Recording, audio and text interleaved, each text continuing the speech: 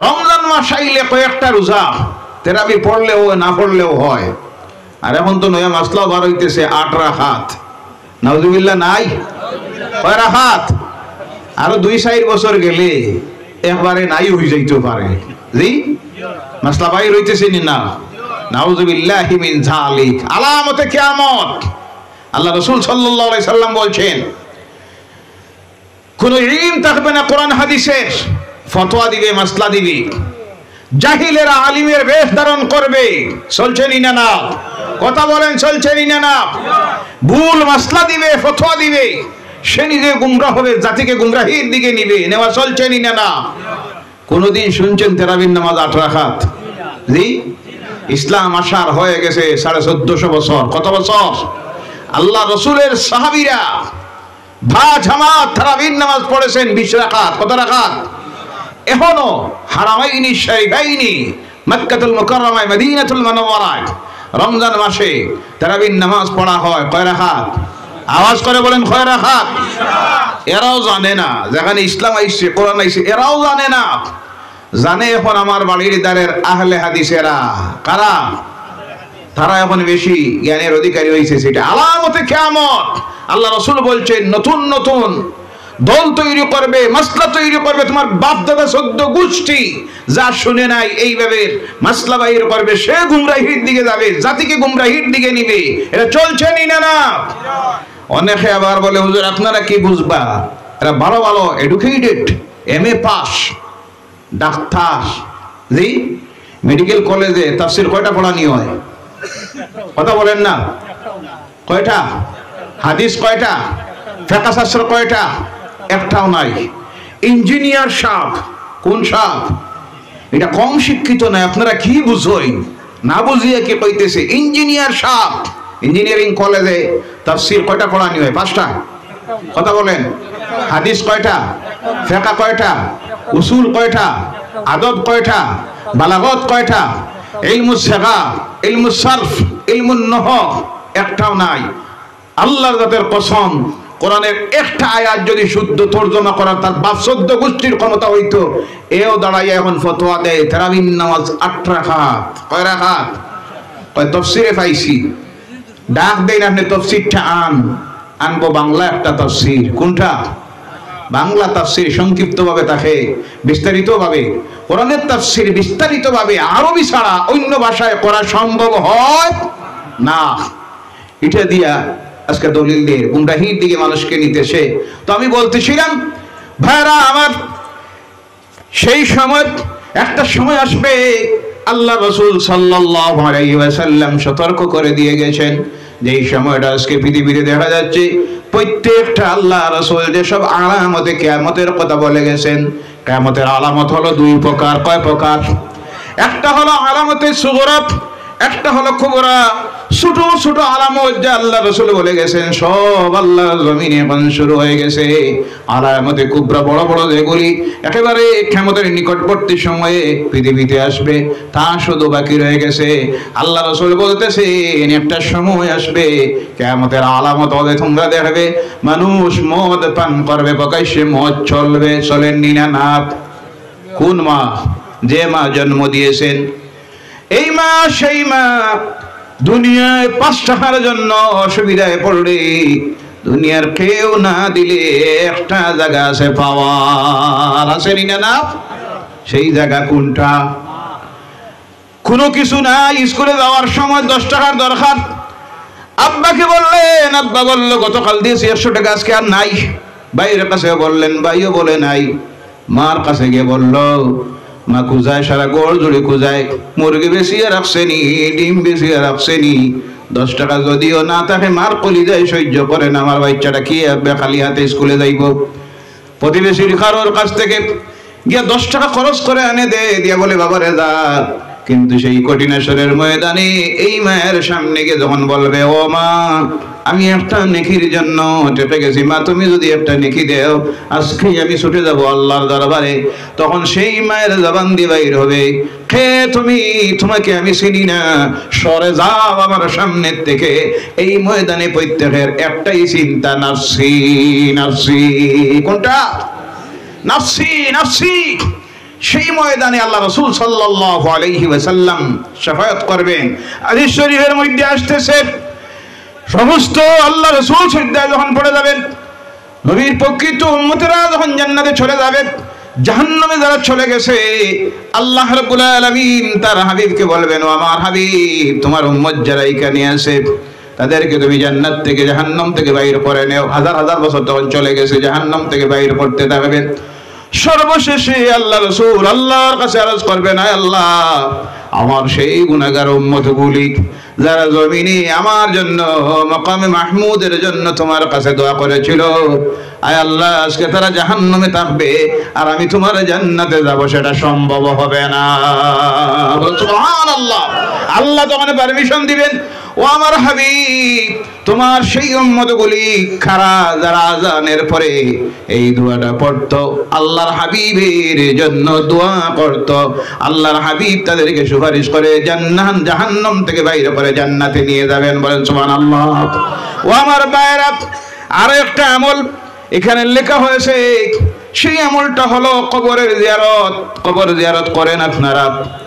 জি, প্রত্যেকে কি কবর জিয়ারত করবেন? সপ্তাহে কমপক্ষে একদিন, সম্ভব হয় 2 দিন 3 দিন, তাও যদি সম্ভব না হয় কমপক্ষে শুক্রবারে মা বাবার কবর জিয়ারত করবেন। রাজি আছেন? কবর জিয়ারতে মওতের কথা স্মরণ হবে। কবর জিয়ারতের মধ্যে যখন যাবেন, যাওয়ার পরে এই যে সূরাটা প্রথমে বলেছিলাম, যে এই সূরার নাম হলো সূরা ইখলাস। কোন সূরা?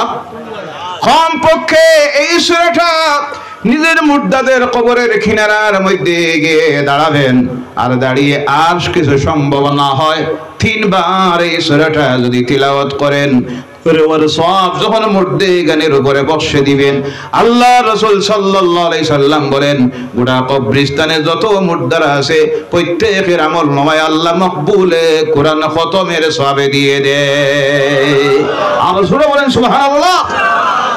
শুধু তারা লাভবান হলো তা নয়, যখন আপনি তিলাওয়াত করলেন, করার পরে যখন সবটা বক্সে দিলেন, ওই গোটা কবরস্থানে যে পরিমাণ মুর্দারা আছেন আর তাদের আমলনামায় যে পরিমাণ নেকি আছে, সমান নেকি তিলাওয়াতকারীর আমলনামায় আল্লাহ লিখে দেয়। বলো সুবহানাল্লাহ, সুবহানাল্লাহ। সঙ্গে সূরা কুল আউযু বিরাব্বিন নাস তিলাওয়াত করবেন, কুল আউযু বিরাব্বিল ফালাক তিলাওয়াত করবেন, সূরা ফাতিহা তিলাওয়াত করবেন, আরো যদি সম্ভব হয় সূরা কাফিরুন তিলাওয়াত করবেন। 3 বার যখন তিলাওয়াত করবেন, কাফিরুন সূরা জানা আছে তো? জি। কুল ইয়া আইয়ুহাল কাফিরুন যখন 10 বার তিলাওয়াত করবেন, আল্লাহ আপনার আমলনামায় এবং তিলাওয়াত করে যাদেরকে সওয়াব বখশে দিতেছেন, তাদের আমলনামায় আল্লাহ এক কোরআন খতমের সওয়াব লিখে দিবে। বলে সুবহানাল্লাহ। আরো সম্ভব হয় সূরা ইয়াসিন। কোন সূরা? কোরআনুল কারীমের কলব, হৃদয়, হার্ট যাকে বলা হয়েছে। আফসোস লাগে, এক সময় ছিল প্রত্যেক মুসলমানের বাড়িতে সকাল সন্ধ্যা যে সূরাটা তিলাওয়াত হতো, সেই সূরা ছিল সূরা ইয়াসিন। কথা ঠিক কিনা? আজকে মুরব্বি মা নাই, বাপও নাই, তিলাওয়াত নাউজুবিল্লাহ বললেন না। আর তিলাওয়াত করবে কোন সময়? ঘুম তো 7:30টায়। কয়টায়? জি, এগুলা মুসলমান আসেনি না? না, এটা স্ট্যান্ডার্ড। স্ট্যান্ডার্ড নাউজুবিল্লাহি মিন যালিক। এক শ্রেণীর মুসলমানেরা আজকে ফলো করতেছে ওয়েস্টার্ন সিভিলাইজেশন, পাশ্চাত্যের অপসংস্কৃতি, ইহুদি নাসারা, তাদের কালচারকে। আর আমার দেশের কিছু সংখ্যক মুসলমান যারা শুধু দুনিয়ার শিক্ষায় শিক্ষিত, ইসলামের জ্ঞান নাই, কোরআনের জ্ঞান নাই, হাদিসের জ্ঞান নাই, না থাকার কারণে শুধু নামদারি মুসলমান যারা ভাবে মুসলমানই হয়ে গেল শুক্রবারে 2 রাকাত। কয় রাকাত? এলা আসেনি না? না, জি, 2 রাকাত। নাউজুবিল্লাহ বললেন না। রমজান মাস আইলে কয়েকটা রোজা তেরাবি পড়লেও না পড়লেও হয়। আর এখন তো নয়া মাসলাও বার হইতেছে 8 রাকাত। নাউজুবিল্লাহ নাই? কয় রাকাত? আরো 2-4 বছর গেলে একবারে নাই হয়ে যাইতে পারে।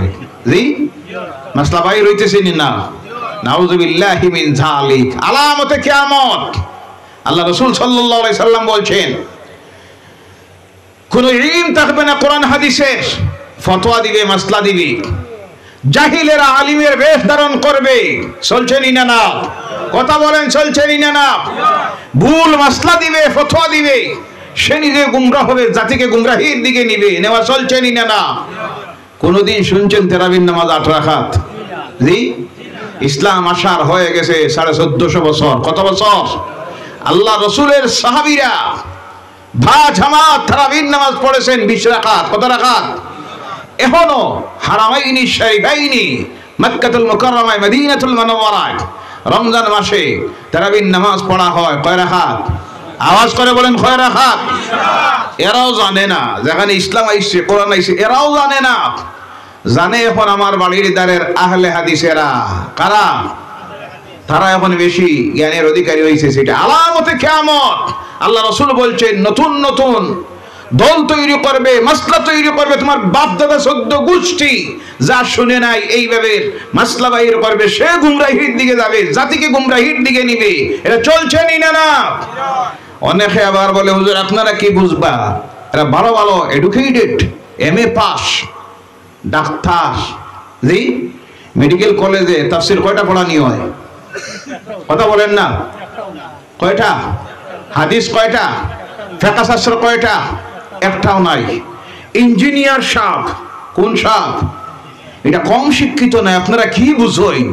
না বুঝিয়ে কি কইতেছে? ইঞ্জিনিয়ার সাহেব, ইঞ্জিনিয়ারিং কলেজে তাফসীর কয়টা পড়ানি হয়? 5টা। কথা বলেন। হাদিস কয়টা? ফিকহ কয়টা? উসুল কয়টা? আদব কয়টা? বালাগত কয়টা? ইলমুস সিগা, ইলমুস সারফ, ইলমুন নহব একটাও নাই।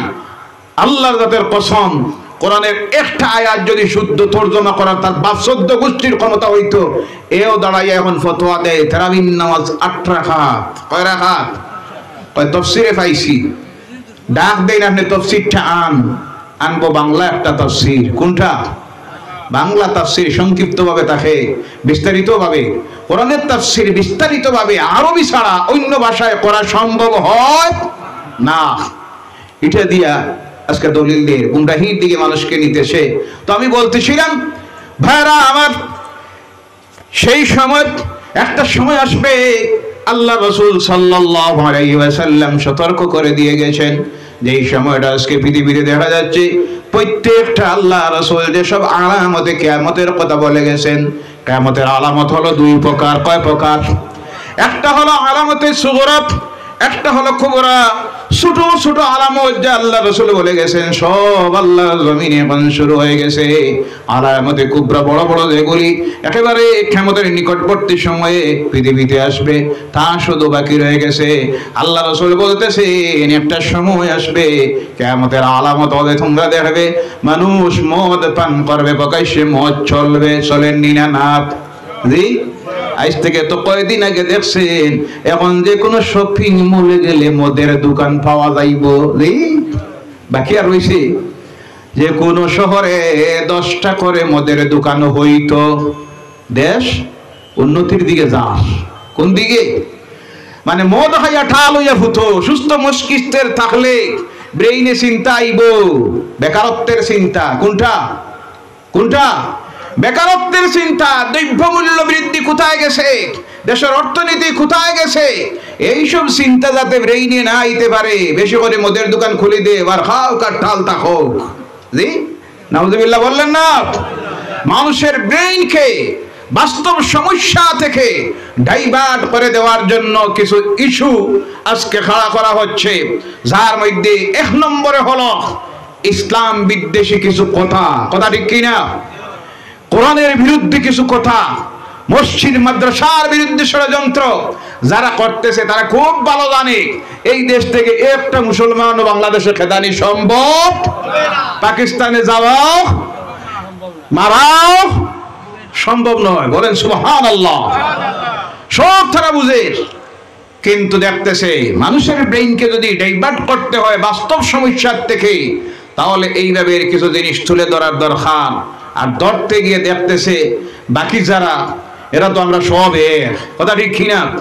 এদেরকে যদি টার্গেট করা হয় তাহলে লাভ হইল, এরাও থাকবো, যাইতো না, সব হইব।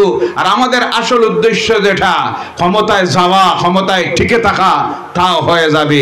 এই দেশে যা কিছু চলতেছে সব কিছুর একটাই মাত্র টার্গেট, ক্ষমতায় যাওয়া আর ক্ষমতায় টিকে থাকা। কথা ঠিক কিনা ভাইরা আমার? এর জন্য আমি বলতেছিলাম এই যে মত প্রকাশ্যে চলবে, আল্লাহ রাসূল বলছেন যার বাস্তবতা আপনারা দেখতেছেন, জমিন থেকে ইলম উঠে যাবে, জ্ঞান উঠে যাবে। জ্ঞান বলতে এখানে বিশেষ করে বোঝানো হয়েছে ধর্মীয় জ্ঞান। কোন জ্ঞান? ধর্মীয় জ্ঞান উঠানির ষড়যন্ত্র চলতেছে। এক নম্বরে ধর্মীয় জ্ঞান উঠানির জন্য সরকারি মাদ্রাসা বন্ধ করা হলো। জ্ঞান উঠছে না বাড়ছে? কথা বলেন। বেসরকারি মাদ্রাসার বিরুদ্ধে ষড়যন্ত্র চলছে, মানে এগুলো দিয়ে ধর্মীয় জ্ঞান বন্ধ করে দেওয়ার জন্য।